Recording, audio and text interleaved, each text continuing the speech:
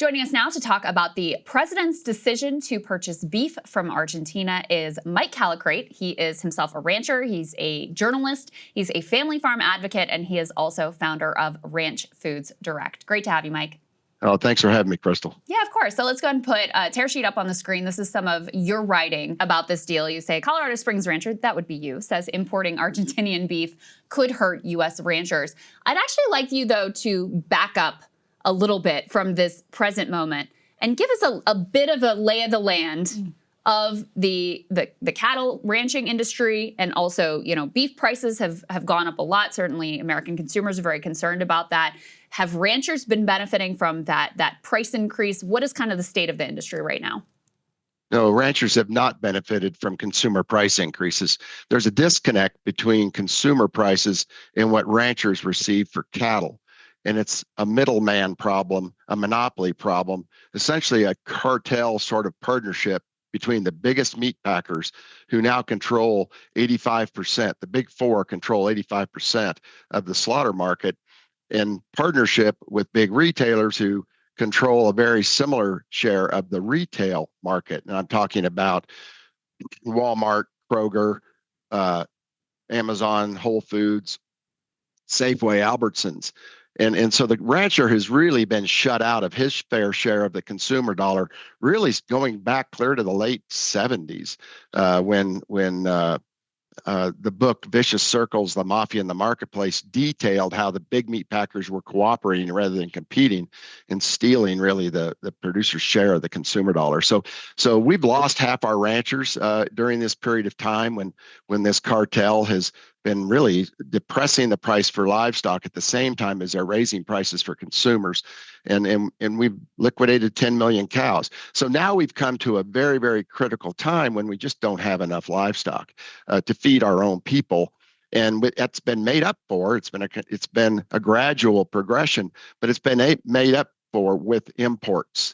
So we're importing up to 20% of the meat that we eat today, and it's from wherever the cartel can find it the cheapest to import into this country. And it's a sad state when producers everywhere, it doesn't matter whether you're in the United States or whether you're in Argentina, you're being paid below your cost of production because of this abusive market power that lies in the hands of these very powerful multinational corporations. And President Trump is obviously concerned about just bringing down the price of beef overall. Could you speak a bit to what's happened in the last, year, couple years, just recent history that's behind this price spike that consumers are experiencing now? Is it still deeply connected to those overall trends, concentration? Are there micro factors that have influenced it just in recent history? What's going on now? Well, right now, because of the real serious lack of cattle here in the United States, and the fact that we've shut down the import of feeder cattle out of Mexico, along with additional tariffs on Brazilian beef, it's inflated that cost to the retailer. And the retailer is absolutely not willing to give up any of their unfair margins that they've been able to achieve because of their abusive market power. And so retailers are charging all they can. They're always going to test what the consumer is willing to pay. And so the problem is, from that point back, the producer isn't getting his fair share, nor is the worker in the meat system, whether it's a slaughterhouse worker or a processing worker. They're not getting their fair share either. And so what we've seen is, with this reduction in imports, is retailers saying, this is a great time to raise prices. But the thing you need to look at, as far as the price of beef to the consumer, it's about the same. It takes about the same amount of minutes within an hour to buy a pound of ground beef as it did 20 years ago. And so, are beef prices really too high? Probably not. But is the income to the normal family that's trying to buy beef too low? Absolutely. When you're working 2 and 3 jobs to pay your mortgage, to pay for your technology, to pay for food, of course it's going to hit you hard. But right now at Ranch Foods Direct, we've got $6 a pound ground beef. That is 30 some cents below the national average. Plus, it's local and it's really good. But the industry has sold America on the fact that you've got to get big to be efficient and have economies of scale. All of that was proven false during COVID when we had empty shelves all across America. While our company, the local regional company in Colorado Springs, that has a supply chain that goes to St. Francis, Kansas on the Colorado border, we never ran out.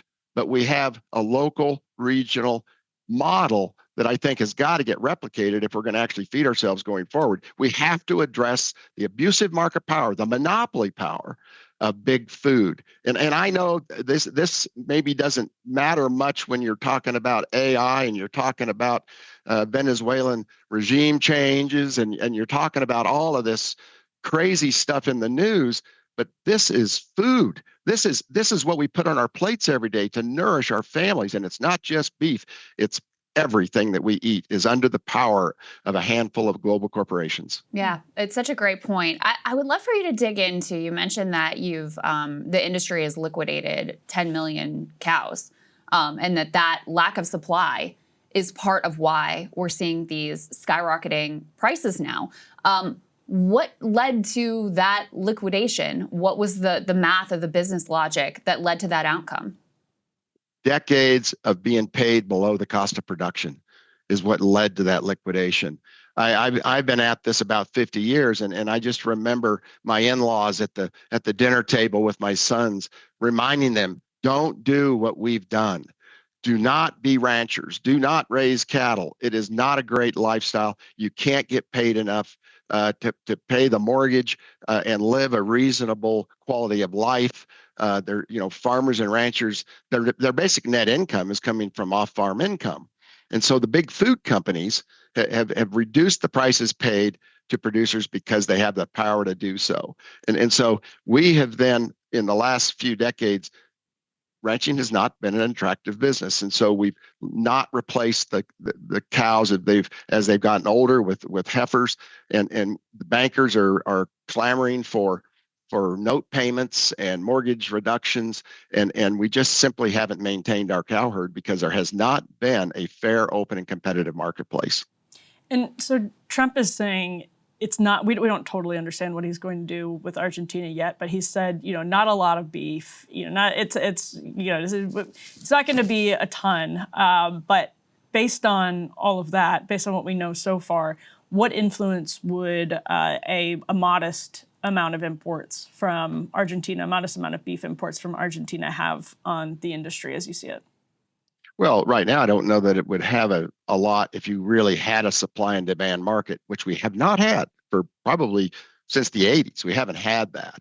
But the thing is, the announcement of it lets those cattle futures, the Chicago Merc, just totally crater the price on the futures market, which then reduces those prices for calves and feeder cattle and live cattle to the rancher right now. But I don't think Trump understands just how much disconnect there is between retail prices and ranch gate prices. A rancher is in the business of turning grass into cattle, and they hope for a competitive market that will give them a fair share of that consumer dollar. Back in 1970, when I first started, the rancher got about 70%. The producer of livestock got about 70% of the consumer dollar. That dropped to as low as 27% during COVID. To now it's around 54 to 55%. So we still are not getting our fair share of what consumers spend. And that is, again, a result of the market power of the middlemen.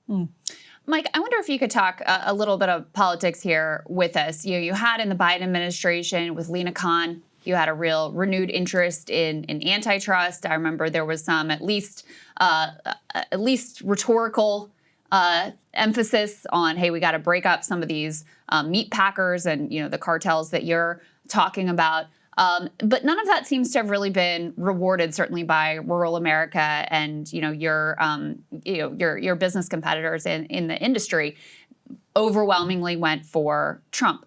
So, how do you think about the way that Democrats have over years, completely lost this constituency? You used to have a John Tester or someone like that. It was, very sort of like populist antitrust. It was able to win in these states. And I just don't think that it's possible anymore. How do you think about that?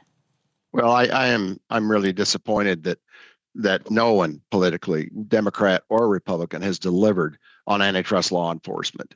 And I think the last election would have had a far different outcome if they would not have kept Lena Khan with the Federal Trade Commission in the closet. I mean, she was working to improve competitive markets and fairness all the way around consumer welfare and corporate power and all of that. And we just didn't even know about it.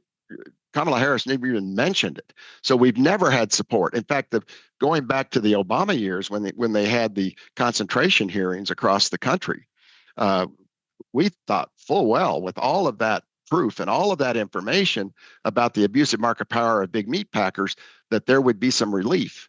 And Lena Khan wrote the article, Obama's Game of Chicken. It was in the Atlantic. It was amazing piece of writing. And then eventually she made her way into the chair of the Federal Trade Commission and was doing absolutely the best work we've seen in 100 years. Trump comes in and fires her. So that is just how unbelievably ignorant the current administration is about the real needs of consumers and producers around our food system in particular. Although Lena Khan looked at a lot of other things, but she's the one that blocked the Kroger Safeway merger. So Safeway Albertsons merger, that was absolutely required. And prior to that, we blocked the Sysco U.S. Foods merger. But the problem we're seeing now is these companies that try to merge get to know each other, and whether it's approved or not, they still cooperate and work together to maximize their profits. I mean, how is it that Sysco earns or makes 100% return on equity?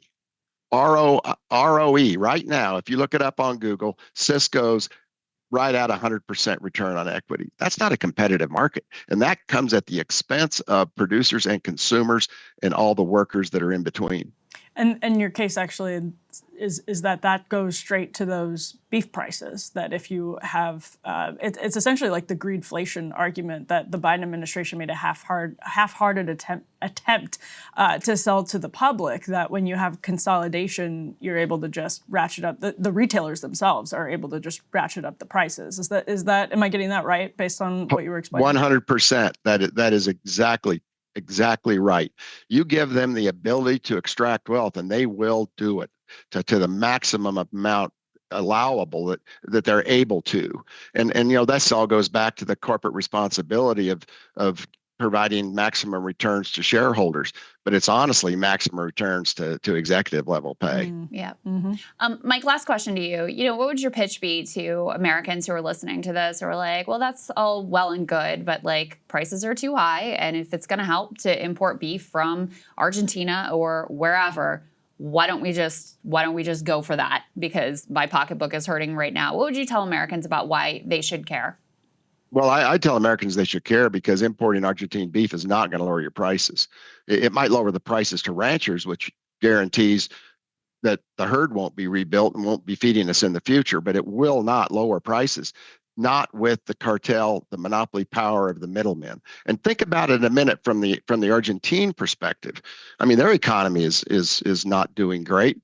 Their consumers are not doing great. So we go down there and we're going to take meat off the plates of Argentine consumers, raise their prices, only to use it as a lever to lower prices to ranchers and not lower prices to American consumers. And the other point that no one is making is when Argentina gets favorable trade conditions with the United States, the highest and best consuming market in the world, how many animals transship, cross those borders into Argentina that then are able to go into the United States at the best prices on the globe.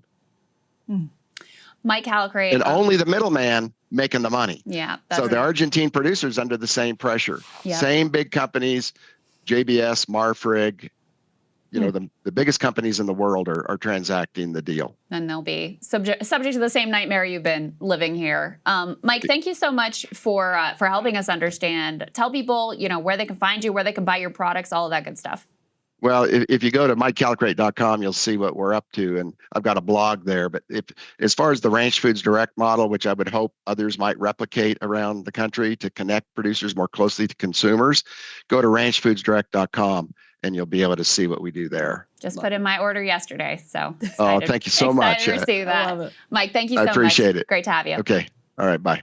Hey, if you like that video, hit the like button or leave a comment below. It really helps get the show to more people. And if you'd like to get the full show ad-free and in your inbox every morning, you can sign up at breakingpoints.com. That's right. Get the full show, help support the future of independent media at breakingpoints.com.